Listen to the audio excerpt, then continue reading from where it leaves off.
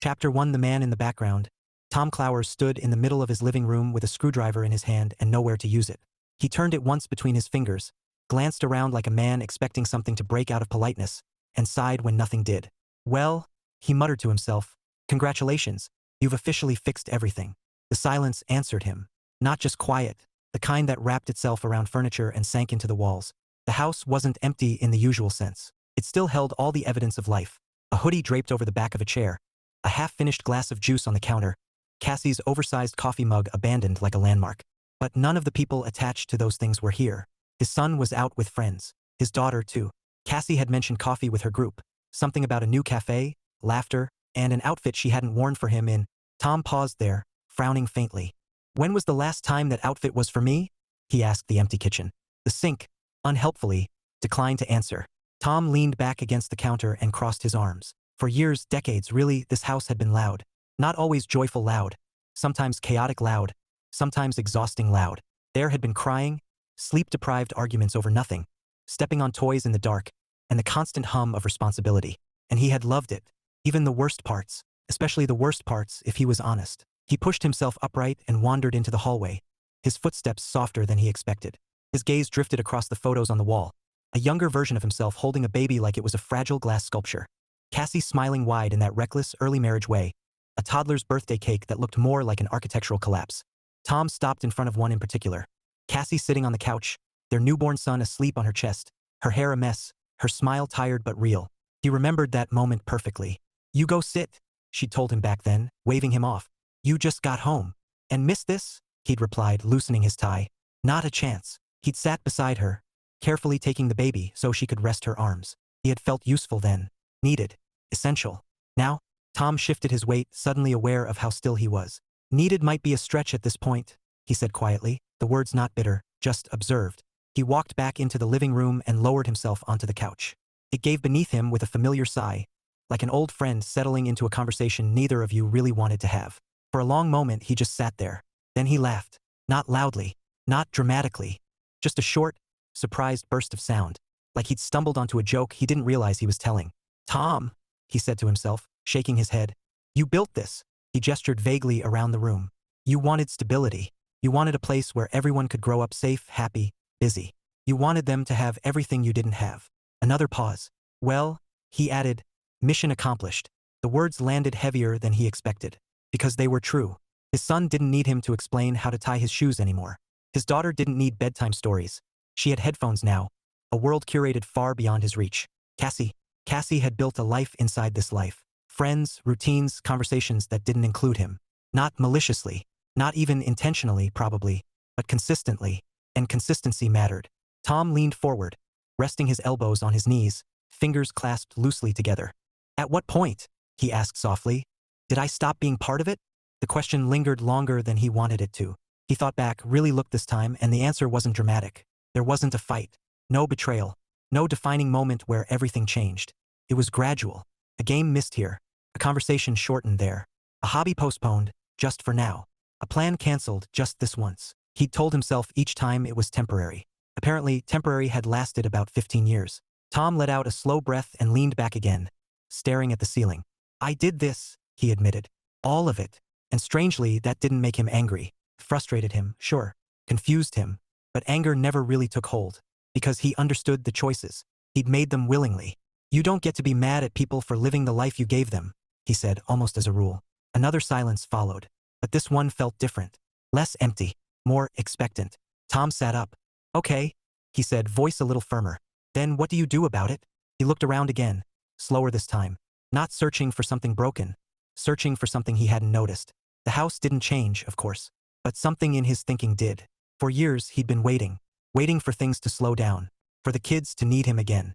For Cassie to notice the quiet spaces where he used to be. Waiting. And that was the first time it struck him just how passive that sounded. Tom snorted under his breath. Waiting, he repeated. That's your big plan? He shook his head, a small smile forming wry, a little self-aware. No, that's not a plan. That's furniture. The thought amused him more than it should have. He stood, energy returning in a cautious but undeniable way. All right, he said, clapping his hands together once. New plan.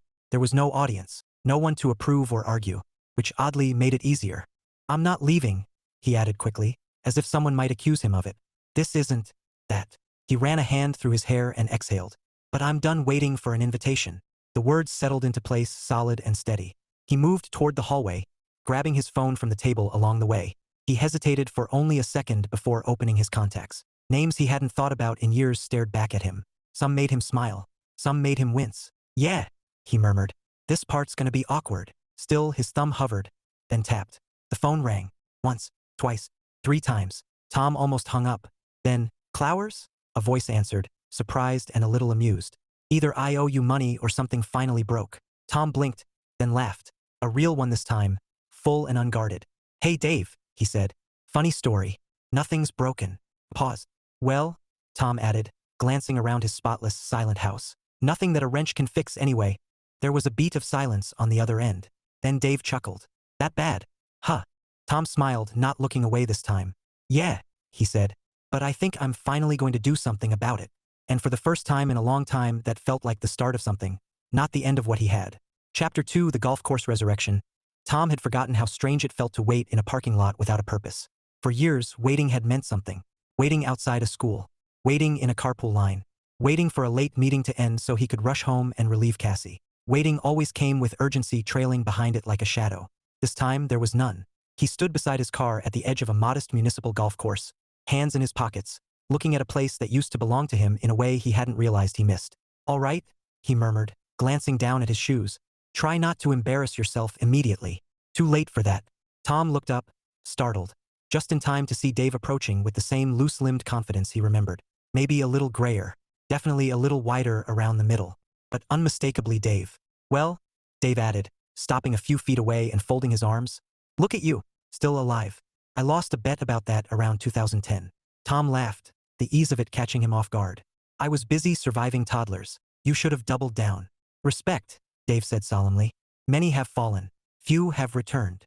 They stood there for a moment, taking each other in with a mix of familiarity and cautious recalibration. You look the same, Dave said finally, tilting his head, which is either impressive or concerning. I've perfected the art of stress preservation, Tom replied. It's mostly held together by coffee and questionable decisions. Dave grinned. Good. You'll fit right in. They walked toward the clubhouse together, and Tom felt something loosen in his chest with each step. It wasn't dramatic, just a slow, steady unwinding. Inside, the smell of coffee, grass, and faintly polished would hit him like a memory he didn't know he'd stored. The place was simple, nothing fancy, but it had its own rhythm. A different kind of busy. One that didn't revolve around him fixing things or solving problems. You still swing, or are we starting from scratch? Dave asked, nodding toward the racks of clubs. Tom hesitated. I think, somewhere in between? So, dangerously overconfident and wildly inconsistent. That sounds about right. Dave clapped him on the shoulder. Perfect.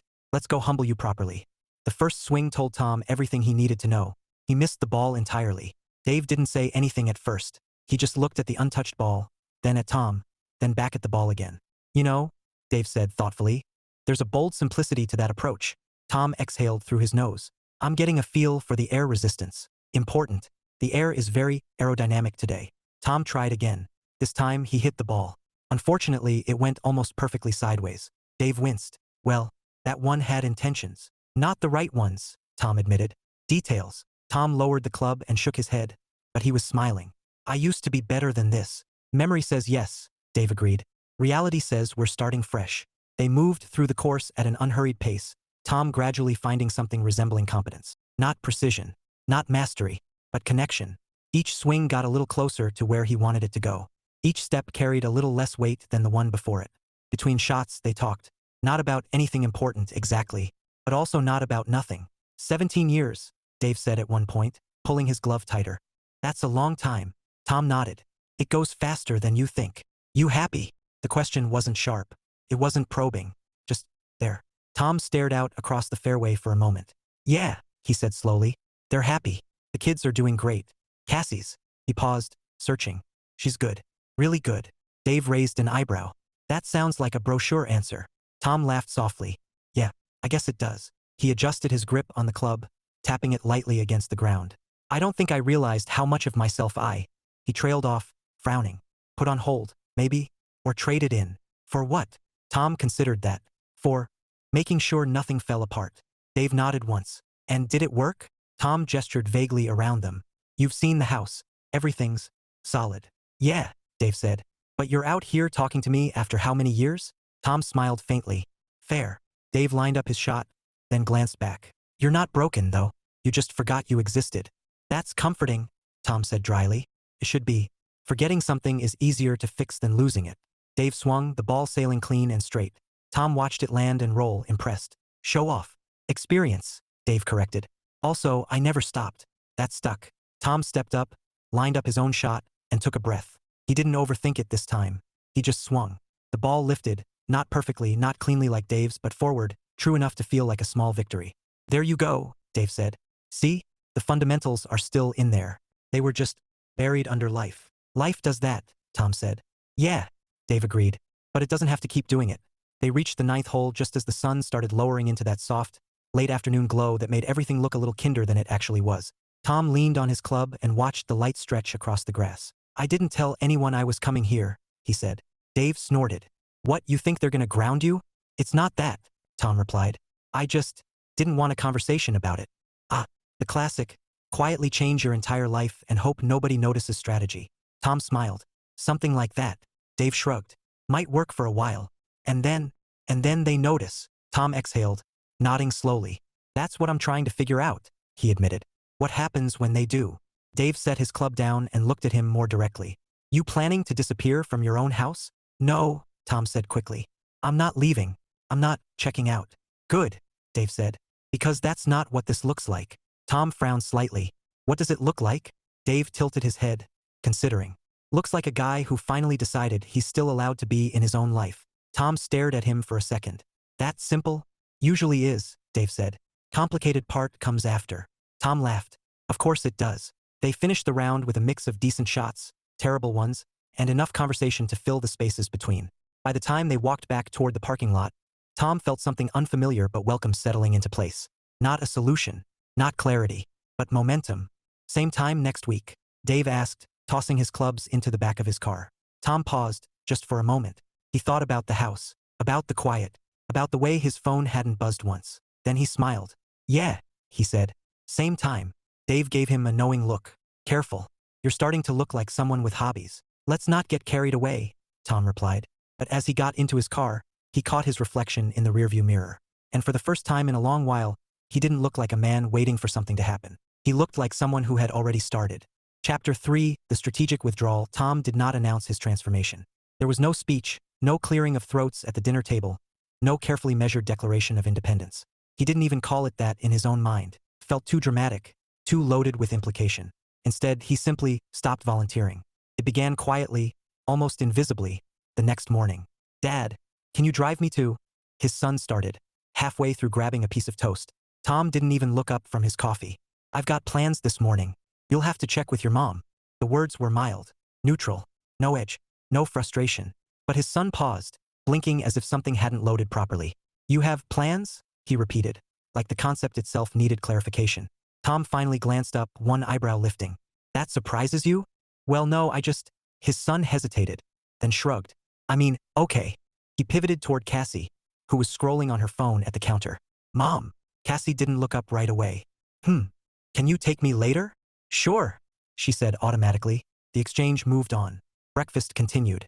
But Tom noticed the glance his son threw him. Quick, uncertain, almost curious. It was the first ripple. By the end of the week, the ripples had multiplied. Tom still did what needed to be done. Bills were paid. The lawn didn't suddenly rebel into wilderness. He didn't abandon responsibility. He just stopped filling the gaps no one had asked him to fill. When his daughter wandered into the living room holding a tangled set of headphones, she held them out toward him on instinct. Can you? Tom held up a hand gently.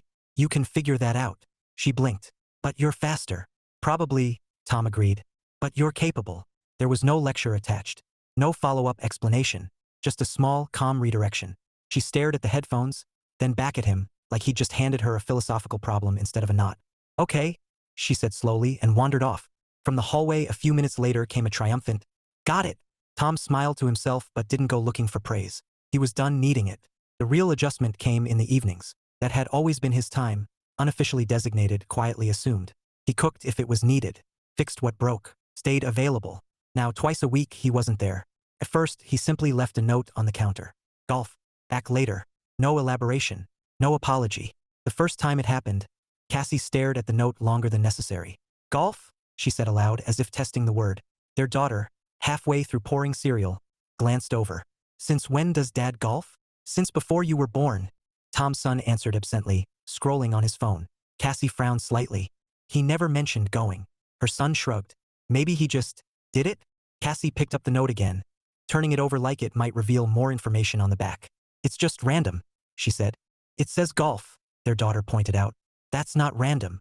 Cassie opened her mouth to respond, then closed it again, because technically that was true. Tom, meanwhile, stood on the 8th tee box, lining up a shot with a focus that would have seemed out of place a week earlier. You're thinking too much again, Dave called from behind him. I always think too much, Tom replied. That's not new. Yeah, but now you're doing it about fun things. That's inefficient. Tom smirked. I'm refining the experience. You're choking the experience, Dave corrected. Swing the club. Tom sighed, adjusted his stance, and took the shot. It wasn't perfect, but it was good enough, and more importantly, it felt right. Better, Dave said approvingly. Tom nodded, watching the ball settle. I forgot how much I missed this. Of course you did, Dave said. That's what life does. It buries things under later. Tom glanced back at him. And if later never shows up? Dave shrugged. Then you get what you had before.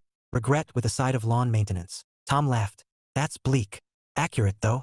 They walked forward in companionable silence for a few steps before Dave added. So how's the home front handling your reappearance? Tom considered the question. I don't think they've fully noticed yet. Dave snorted. Oh, they've noticed. They just haven't decided what it means. That sounds ominous. It's not ominous, Dave said. It's human. People adjust to patterns. When the pattern shifts, they poke at it until it settles again. Tom nodded slowly. And what if I don't want it to settle back where it was? Dave gave him a sideways look. Then you better be ready to hold your ground. Tom absorbed that without responding, because that was the part he hadn't fully thought through. At home, the pattern continued to shift. Cassie noticed it most in the absences between the obvious moments. Tom still greeted her when he came home, still asked how her day was, still listened. But he didn't linger. Where he used to orbit, moving from room to room, checking in, filling space, he now moved with purpose.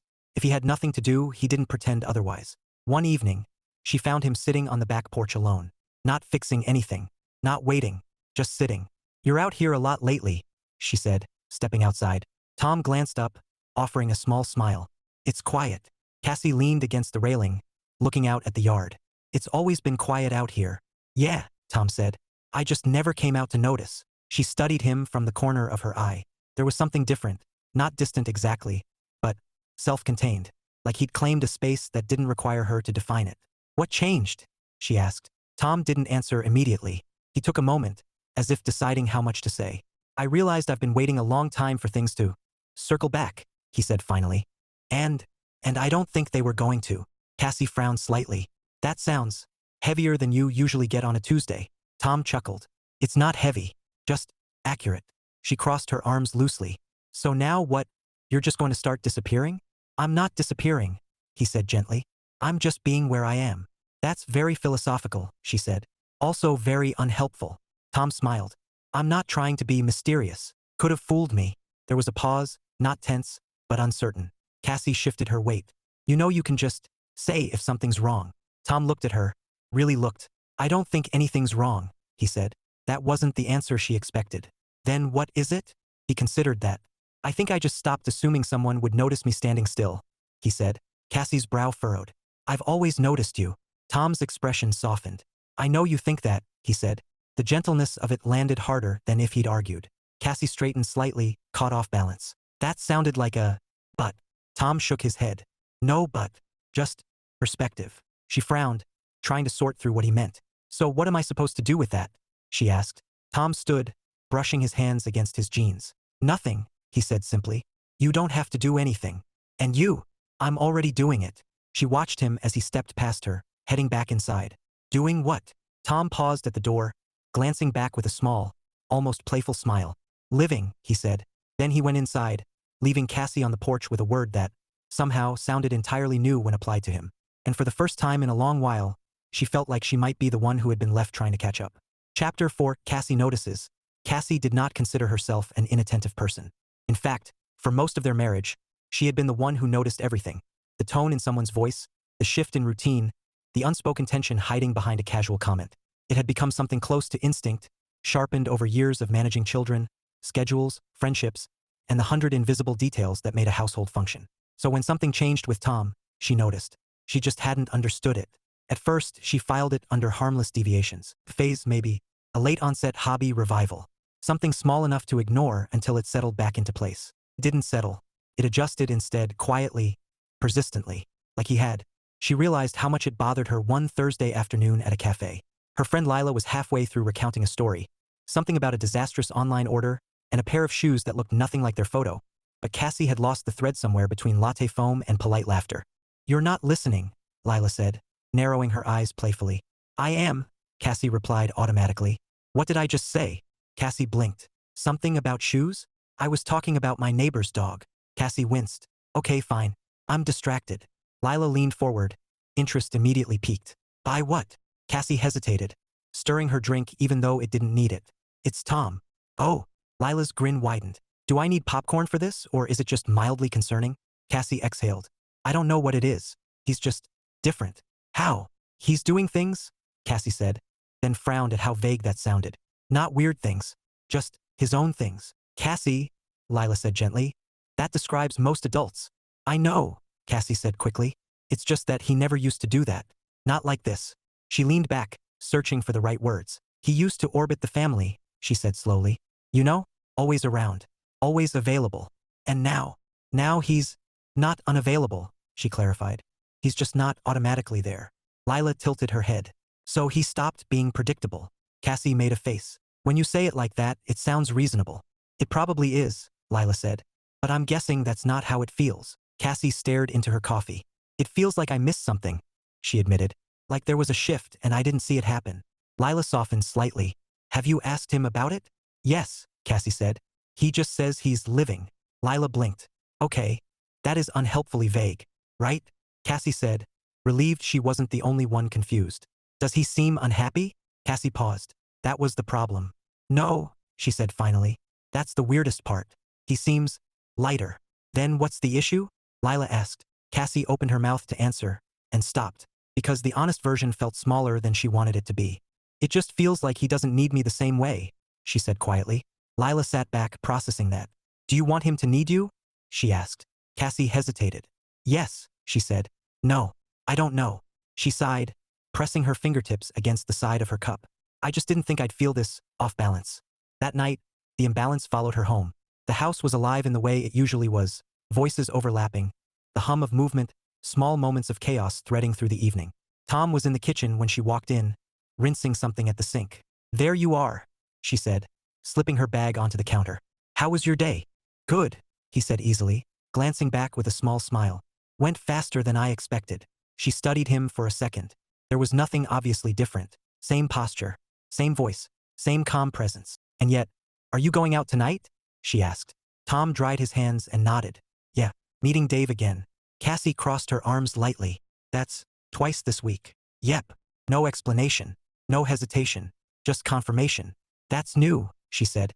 Tom leaned against the counter, watching her with mild curiosity. "Is that a problem?" "No," she said quickly. "It's just unexpected." He shrugged. "It used to be normal."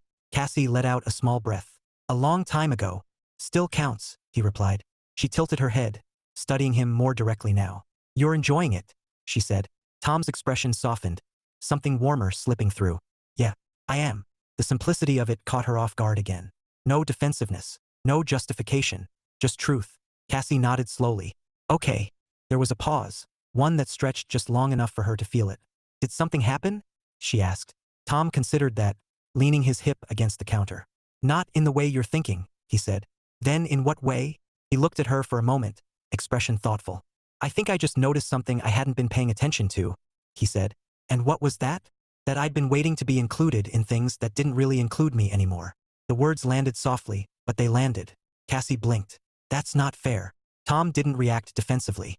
"I'm not saying it like an accusation," he said gently. "It's just an observation." "We include you," she insisted. "Sometimes," he said. "But mostly, I made it easy not to." Cassie opened her mouth, then stopped, because he wasn't wrong. Not entirely. He had always been there, so consistently, so reliably, that she'd stopped thinking about it. Like the lights turning on, like the bills being paid. like the quiet confidence that everything would hold together. "Why didn't you say something?" she asked, softer now. Tom smiled faintly. "About what? That you felt left out." He shook his head slightly. "I didn't really realize it in a way that felt sayable. And now I don't need to say it," he replied. "I just adjusted." Cassie stared at him, the word lingering between them. "Adjusted," she repeated. "Yeah, that feels like a polite word for something bigger." Tom chuckled lightly. "Maybe, but it doesn't feel big to me." "It feels big from here," she said. He tilted his head, considering her. "I'm not going anywhere, Cass," he said quietly. "I'm just not staying still in the background anymore." The phrasing struck something deeper than she expected. The background. She'd never thought of him that way, but had she acted like it? Cassie looked down at her hands, suddenly unsure. "You never felt like background to me," she said. Tom's smile didn't change, but something in his eyes did. Not hurt, not even disappointment, just understanding. "I know," he said, and somehow that made it worse. Later that night, Cassie sat in the living room alone, the echo of the evening settling around her. Tom had already left. No drama, no tension, just a quiet departure and a casual, "I'll be back later." She looked around the room slowly. Everything was exactly as it had always been. Comfortable, familiar, full, but something had shifted. Not in the house, in how she saw it. Cassie leaned back against the couch, exhaling slowly. "For 17 years, she murmured to herself. "He never made me come looking for him." The realization unfolded gently but completely. He had been constant, so constant that she had stopped tracking the space he filled. And now he wasn't gone. But he also wasn't waiting. Cassie picked up her phone, staring at his name for a moment. She didn't call. Not yet. Instead, she set it back down and leaned her head against the cushion. Because for the first time in a long while, she understood something uncomfortable. She didn't just want Tom to be happy. She wanted to be part of what made him that way. And she had no idea if she still was. Chapter 5, The Kids' Conspiracy, the first official meeting of what would later be referred to by one deeply committed participant and one mildly annoyed one, as the situation with Dad began in the most appropriate place possible, the kitchen. Their son leaned against the counter, arms crossed, staring at nothing in particular as if conclusions might assemble themselves in the air. Their daughter sat on a stool, spinning slowly in uneven rotations, her phone held loosely in one hand.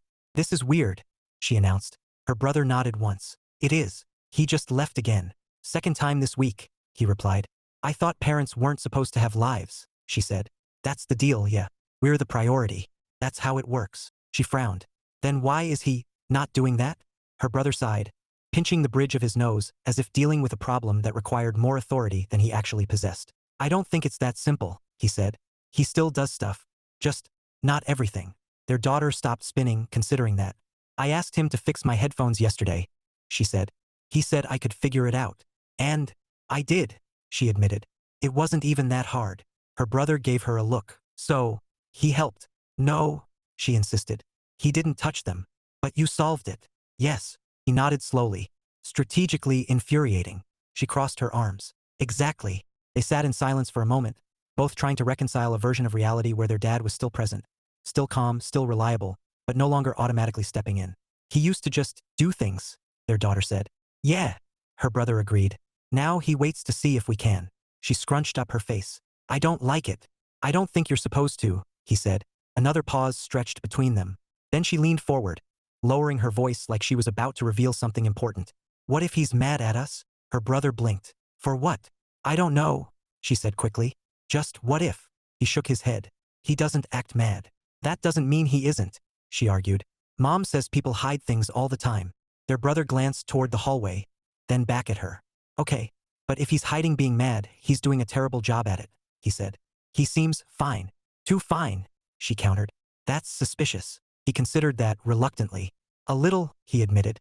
They both looked toward the door, as if expecting Tom to walk back in and provide clarification simply by existing. He didn't. "He's golfing," their daughter said, like it was an accusation. Her brother huffed. "I didn't even know he liked golf. I didn't even know golf counted as a real activity," she muttered. "It's not," he agreed. "It's aggressive walking with occasional disappointment." She laughed despite herself, then quickly sobered. "This is serious," she said. "I know. What do we do about it?" He hesitated, because for the first time, they were facing a version of their dad that wasn't easy to navigate. Before, everything had been predictable. Ask, receive, need fulfilled, problem solved. Now, there was space, and they weren't entirely sure how to fill it. "I think," he said slowly, choosing his words carefully, "we need more data." Their daughter blinked. Data? We observe, he continued. Figure out what changed. When? Why? She stared at him. You've been watching too many crime shows. Focus, he said, though his mouth twitched. Fine, she sighed. What have you observed, detective? He held up a finger. 1. He leaves more. Obvious, she said. 2. He doesn't jump in to help like he used to. Annoying, she added. 3. He doesn't seem upset about any of it. That one landed differently. Their daughter frowned. Yeah. Which means, he said, lowering his voice slightly, this isn't something happening to him. She tilted her head. Then what is it? It's something he decided. That hung in the air. Because if it was a choice, not a phase, not stress, not something external, then it meant something more intentional. And that was harder to dismiss. So, she started, chewing on the inside of her cheek. We ask him. Her brother hesitated. Because asking meant admitting they didn't understand. And more than that, it meant risking an answer they might not like. Maybe, he said, but not all at once. We don't want to spook him. Spook him? She repeated, incredulous. He's not a deer. You don't know that, he shot back. He's acting differently. That means variables. She stared at him. Stop talking like a robot, she said. Fine, he sighed. We just don't go in blind. Silence settled again, but this time it felt less uncertain, more strategic. Their first attempt at observation began that evening. Tom returned home later than usual, stepping inside with an ease that immediately caught both of their attention. He didn't look rushed, didn't look preoccupied. If anything, he looked relaxed. That's suspicious, their daughter whispered under her breath. Horribly suspicious, her brother agreed. Tom glanced toward them from the doorway, a small smile forming. Why do I feel like I just walked into an inspection? Because you did, his daughter said before she could stop herself. Her brother winced. Tom raised an eyebrow, amused. Should I be concerned? Maybe, she said, narrowing her eyes slightly. Where were you? Tom blinked once, then chuckled. Golf, he said. Same as last time. Her brother stepped forward slightly, crossing his arms. With who? Dave, Tom replied easily. Old friend. How old? Tom tilted his head. Older than you. Younger than the internet. That doesn't narrow it down, their daughter said. Tom smiled a little wider. You're asking a lot of questions. Because you're acting weird, she said. There it was, out in the open. Tom didn't react defensively. He didn't even look surprised. He just nodded once. Fair, he said. Both of them blinked. That was not the expected response. You're not going to argue? Her brother asked. Nope. Or deny it? Nope. Their daughter leaned forward, suspiciously. So you are acting weird? Tom considered that. Different, he corrected. Not weird. That depends on who you ask, her brother muttered. Tom chuckled, setting his keys down on the counter. All right, he said, leaning back against it. Let's hear it. What's the concern? They exchanged a look. This was moving faster than planned. You just go out more, their daughter said. And don't help with stuff. I still help, Tom said calmly. I just don't do everything. That's the part we don't like, she replied. I figured, he said with a small smile. Her brother stepped in. You're not mad, are you? Tom's expression softened slightly. No, he said. Not even a little? Tom shook his head. Not at you. The phrasing made both of them pause. Then what? His son asked. Tom folded his arms loosely, not closed off, just thoughtful. I think I just realized something, he said. Their daughter frowned. What? That I raised two people who are perfectly capable of handling more than I was letting them. They blinked. That's not an answer, she said. It is, Tom replied gently. Just not the one you were expecting. Her brother studied him more closely now. You're not doing this because of us, he said. Tom met his gaze. No. Then why now? Tom glanced between them, then exhaled softly. Because I finally had time to notice it, he said. Silence followed that. Not uncomfortable, just full. Their daughter looked down at her hands, then back up again. We thought maybe you didn't want to hang out with us anymore, she admitted. Tom smiled, genuine and unguarded. That's not it at all, he said. Then why don't you? She challenged. Tom's expression stayed calm, but something in his eyes sharpened slightly. Not harsh, just clear. I do, he said. I just don't wait around hoping you'll remember to ask. The honesty of it caught all three of them off guard. Her brother shifted his weight. We didn't realize.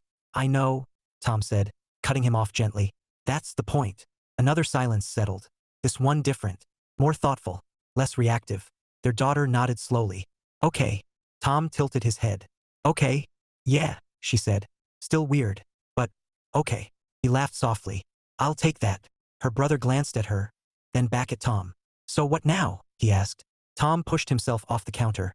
a small shrug in his shoulders. Now, he said, we figure out what this looks like going forward. And we're part of that? His daughter asked. Tom smiled again, this time warmer.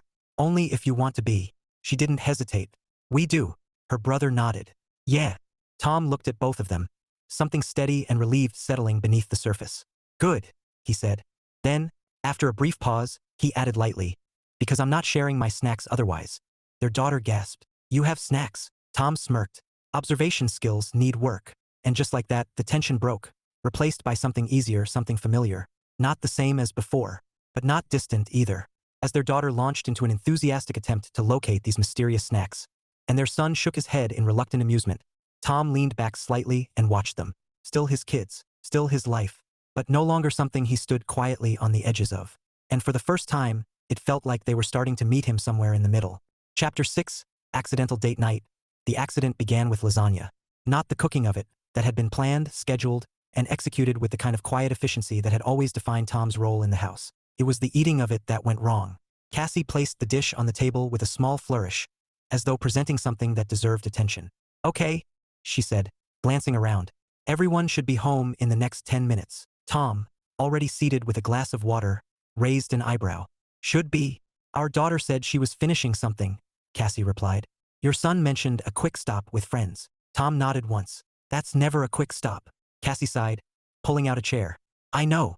They waited a few minutes, the kind that used to be filled with background noise. Footsteps, doors opening, voices overlapping. Tonight, the house remained still. Cassie checked her phone. She just texted. She's eating with her friend's family. Tom took a sip of his water. That sounds familiar. Cassie gave him a look. Don't start. I didn't say anything. You were about to. Tom smiled faintly. Maybe a little. She rolled her eyes, but there was no heat behind it. A second notification chimed. Cassie glanced at it, her expression shifting. And your son, she said, apparently was already out, and forgot to say something. Tom set his glass down slowly. Impressive. That's 2 for 2. Cassie exhaled, looking between the empty chairs. This was supposed to be a family dinner. Tom glanced at the lasagna, then back at her. It still can be. She gave him a tired smile. You and me isn't exactly the same thing. No, Tom agreed. But it's not nothing either. That hung there. Cassie hesitated, one hand still resting on the back of her chair. Well, she said finally, sitting down. I guess we're having a very quiet dinner. Tom reached for the serving utensil. I can tell a joke if that helps. Please don't, she said immediately. Already helping, he replied, scooping out a portion. They ate in relative silence at first. Not awkward exactly, just unfamiliar. For years, dinner had been layered, conversations crossing over each other, interruptions, laughter, mild chaos. Even the quiet nights had contained an expectation of interruption. This was different, just 2 people. No buffer.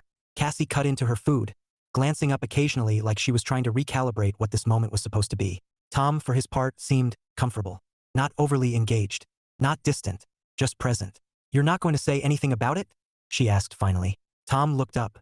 About what? She gestured vaguely around the table. This. He considered that. We're eating dinner, he said. Tom. What? This is not a normal dinner. It used to be, he replied. Cassie frowned. That was before kids. Tom smiled slightly. And now it's after. She exhaled, leaning back in her chair. You're weirdly okay with this. Tom shrugged. I didn't plan it, but I don't mind it. Cassie studied him. You don't miss when it was full? Sometimes, he said. But I don't think missing something means you ignore what you have in front of you. She paused, letting that settle. You've been thinking a lot lately, she said. Dangerous habit, he admitted. Is that what this is? She asked. Thinking. Tom tilted his head. Partly. And the rest. He took a small bite, considering how to answer. Doing, he said. Cassie huffed a quiet laugh. You and your mysterious one-word answers. They're efficient. They're frustrating. Tom smiled. Also efficient. She shook her head, but her expression softened despite herself. Halfway through the meal, something shifted. Not dramatically, just subtly. Cassie reached for her drink at the same moment Tom did, their hands brushing lightly. They both paused. It's your house, she said, pulling her hand back. Tom raised an eyebrow. Pretty sure it's ours. Technically, she conceded. He picked up his glass and took a sip, watching her over the rim. You're overthinking this, he said. I am not. You absolutely are. Cassie set her fork down. Okay, fine. Maybe a little. Tom leaned back slightly. Why? She hesitated. Because the honest answer felt uncomfortable. This feels like a date, she said. Tom blinked. Then he looked around at the table, the food, the quiet, and let out a soft laugh. Well, he said, it's not the worst setting for one. Cassie stared at him. You don't think that's weird? No, he said simply. Not at all. He shook his head. We're married, Cass. We're allowed to have dinner together. That's not the same thing. It could be. The way he said it, calm, unforced, caught her off guard. Tom, she said, leaning forward slightly. You haven't looked at me like this in a long time. He frowned faintly. Like what? Like you're actually here. The words surprised both of them. Tom studied her carefully, something thoughtful moving behind his eyes. I've always been here, he said. Cassie shook her head. No, you've been around. That's not the same thing. He absorbed that, slower this time. Fair, he said quietly. She let out a breath, the tension in her shoulders easing a little. This is what I mean, she added. You're different. Tom nodded once. I know, and I don't know if I like it, she admitted. That didn't sting the way she expected it to. Tom just leaned back, folding his arms loosely. Why not? He asked. Because I don't understand it, she said. And when I don't understand things, I assume they're problems. Tom smiled faintly. That's a risky system. It usually works. Not this time, he said gently. Cassie met his gaze, searching for something steady in it. You really don't think anything's wrong, she said. I don't, he replied. Then why does it feel like something changed? Tom leaned forward slightly, resting his forearms on the table. Because it did, he said. She blinked. That's not reassuring. It's not supposed to be, he said. It's just true. There was no defensiveness in it. No attempt to soften or redirect. Just a quiet certainty. Cassie sat back, processing that with a mixture of frustration and reluctant curiosity. So what is this then? She asked, gesturing between them. Tom followed her gesture, then met her eyes again. This, he said. I think this is us actually paying attention. The simplicity of it landed harder than anything else he'd said. Cassie looked down at her plate, then back up again. We used to do that, she said softly. Yeah, Tom agreed. We did. What happened? He gave a small, almost self-deprecating smile. Life, he said, and me not noticing when I stopped showing up as more than background support. Cassie flinched slightly at the phrasing again. Tom, I'm not blaming you, he said quickly. Or the kids. I'm just acknowledging it. She studied him, trying to find the edge in his words. There wasn't one. Just honesty. And now? She asked. Now I don't want to miss moments like this, he said. Cassie glanced around again. The half-empty plates, the quiet house, the stillness. This? She repeated, skeptical but less certain. Tom smiled. Yeah, he said. Even this. She let out a breath she didn't realize she'd been holding. And for the first time that evening, she didn't feel like she was trying to analyze him. She just sat there, with him. You know, she said after a moment, a faint smile tugging at her lips. If this is a date, it's very low budget. Tom chuckled. I figured I'd ease us back in. Smart, she said. High expectations would have been a mistake. Next time I'll bring flowers, he added lightly. Cassie raised an eyebrow. Next time. Tom paused, then shrugged with a small grin. Depends, he said. Would you say yes? She held his gaze for a moment longer than necessary. Then quietly, yeah, she said. I think I would. And just like that, what had started as an accident began to feel intentional. Not perfect, not fully understood, but real enough to notice. And for both of them, that was something worth not missing. Chapter 7, The Honest Conversation. The conversation didn't begin dramatically. There was no storm, no raised voices, no moment where everything cracked open at once. Instead, it arrived the same way most important things in their life had, quietly, in the middle of an otherwise ordinary evening. Tom was in the living room, sitting on the couch with a book open but not really reading it. The words blurred into each other as his mind drifted somewhere between contentment and something else he hadn't quite named yet. Across the house, there was movement, footsteps, the low murmur of voices, a door opening and closing. Life returning to the spaces it had momentarily vacated. He listened for a second, then smiled faintly. They're back, he said to no one in particular. Yeah, we are. His daughter appeared in the doorway, arms crossed but not in defiance, more like she was holding onto a thought. Behind her, his son lingered, leaning against the wall in that loose, almost casual way that usually meant he was paying close attention. Tom closed the book and set it aside. Hey, she replied. There was a pause, one that felt intentional. Can we talk? She asked. Tom raised an eyebrow, glancing briefly at his son before returning his attention to her. That depends, he said lightly. Is this a formal meeting, or am I allowed snacks?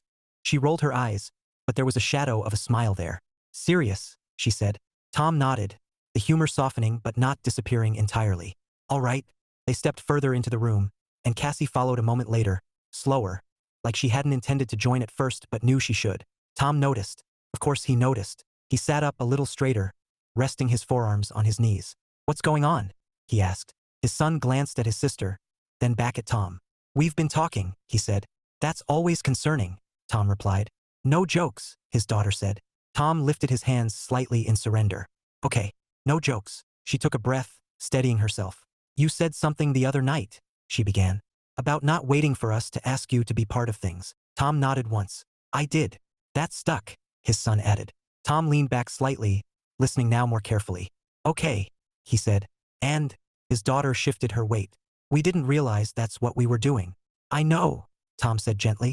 "And we don't want it to be like that," she continued. Her brother picked up the thread. "We just got used to you being there." Tom smiled faintly. "That's not the worst thing." "No," his son agreed. "But it turned into something else." Tom didn't interrupt. He just watched them, letting them find their way through it. His daughter looked down for a second, then back up. "We thought if you were around, you were fine," she said. "Like, if something was wrong, you'd say something." There it was. Tom exhaled slowly, nodding. "That's fair," he said.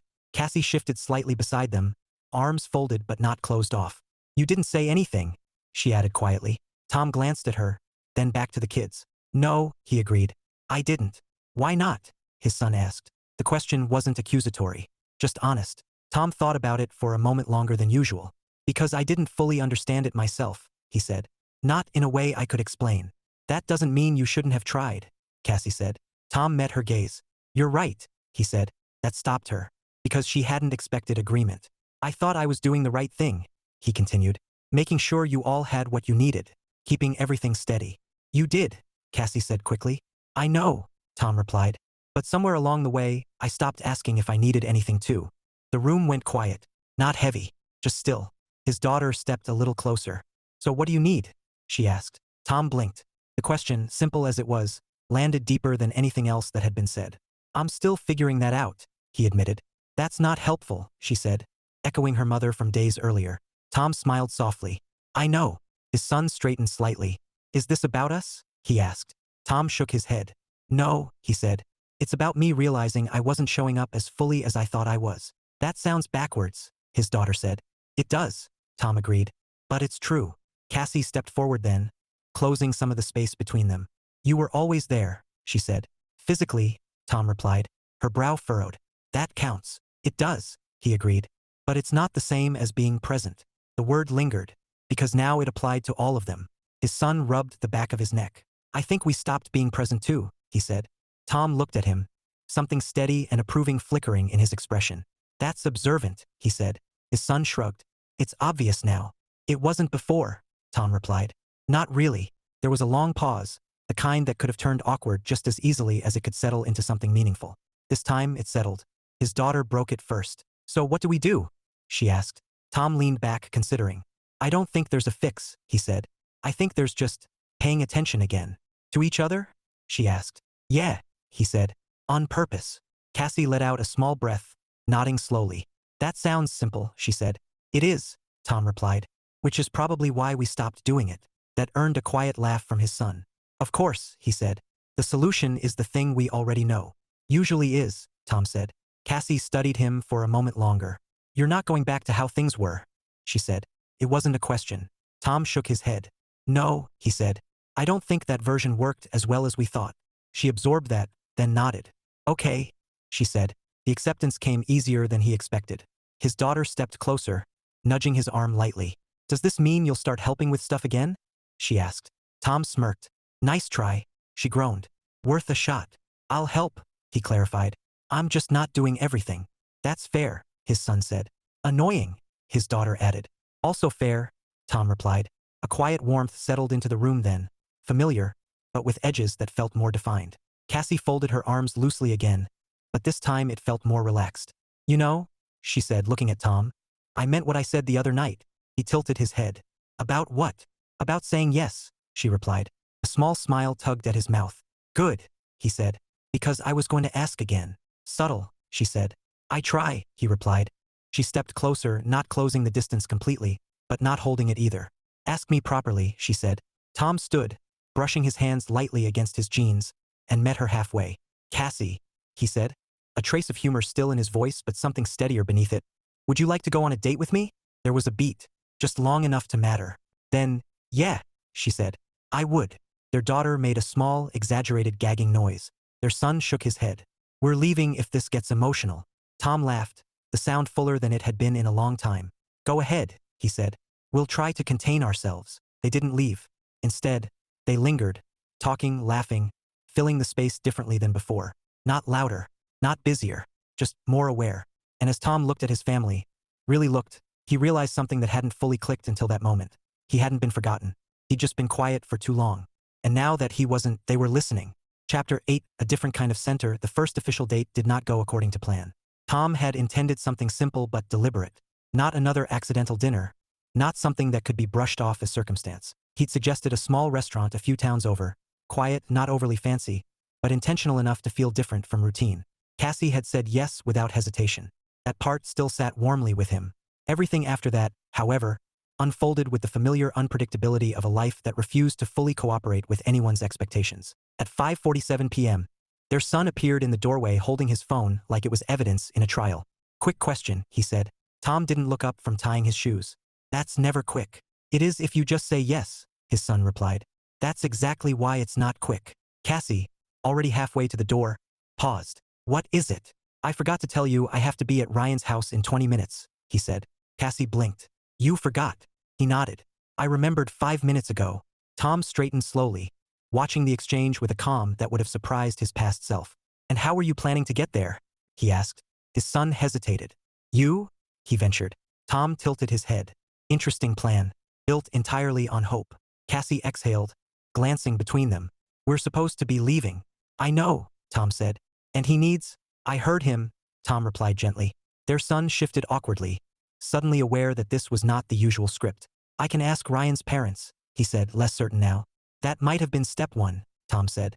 There was no edge in it. Just expectation. His son nodded quickly. Right? Yeah. I'll do that. He disappeared down the hall, already dialing. Cassie looked at Tom, arms folded loosely. You're not going to handle it? Tom met her gaze evenly. He is. That's new. It is, Tom agreed. She studied him for a second longer, then nodded.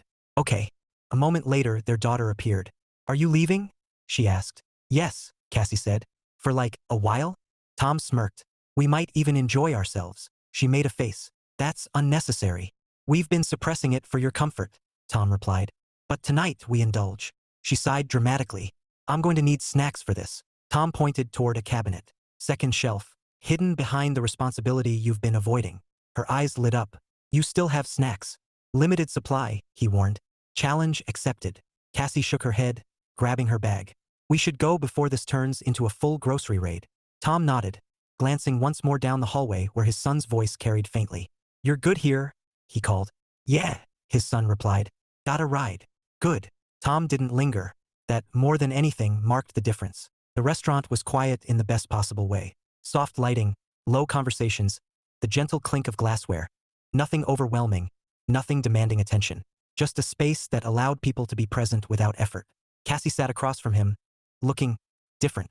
Not dressed differently, not styled in any way that stood out, but present, in the same way he now was. So, she said, folding her hands lightly in front of her. This is intentional. Tom smiled. That obvious? A little, she said. Good. She tilted her head. You planned this. I did. And you didn't tell anyone. I also did that. Cassie laughed softly. You're full of surprises lately.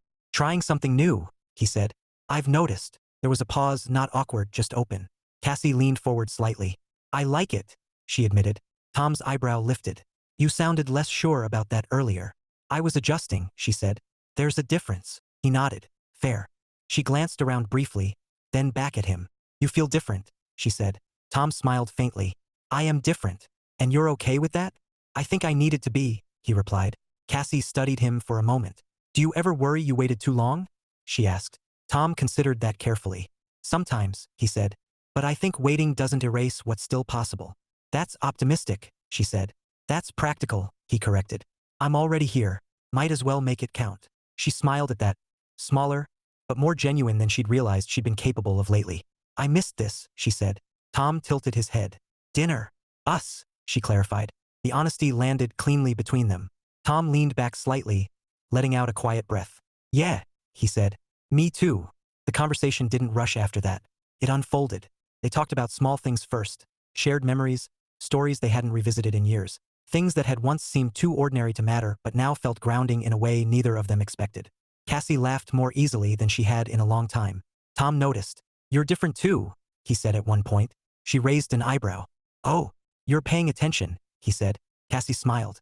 That's because you stopped being invisible. Tom chuckled softly. That's fair. She tilted her head, studying him again. You're not invisible, she said. You just blended in too well. And now you don't, she replied. There was no criticism in it, just observation. Tom nodded slowly. Good, good, she repeated. Yeah, he said. Blending in gets comfortable. Too comfortable. She considered that. Do you think we'll go back to normal? She asked. Tom glanced around the room, then back at her. I don't think this is abnormal, he said. I think we just forgot it existed. Cassie smiled faintly. I like this version better, she said. Tom's expression softened. Me too. When they returned home later that evening, the house was quiet again. Not empty, just settled. Their son's shoes were by the door. Their daughter's phone lay abandoned on the couch. A sign she had, at least temporarily, stepped away from it. Cassie slipped her shoes off, glancing around. Feels different, she said. Tom nodded. It is, he replied. She looked at him, something thoughtful lingering. You're not the center of everything anymore, she said. It wasn't sharp, just true. Tom smiled. I don't think I was ever supposed to be, he said. Then what are you? She asked. He looked around the house slowly, the photos, the quiet evidence of shared life, the small imperfections that made it real. Then back at her. I'm part of it, he said. Not behind it, not underneath it, just in it. Cassie nodded, stepping closer. That feels better, she said. It does, he agreed. A faint noise came from down the hallway. Laughter, half-muted, unmistakably alive. Cassie smiled. They noticed we were gone, she said. Tom smirked. Good. She laughed softly. Think they missed us? Tom shrugged lightly. Maybe a little, he said. And if they didn't? He met her gaze, steady and calm. Then we'll make sure they notice next time. Cassie smiled at that, fully this time. Not because everything had been fixed. Not because the past had been undone. But because something had shifted into place that felt more real than anything they'd been pretending was enough. The house wasn't quieter. It wasn't louder. It was just balanced. And in that balance, Tom no longer felt like a background character. Not because he had taken center stage, but because finally he had stepped into the scene.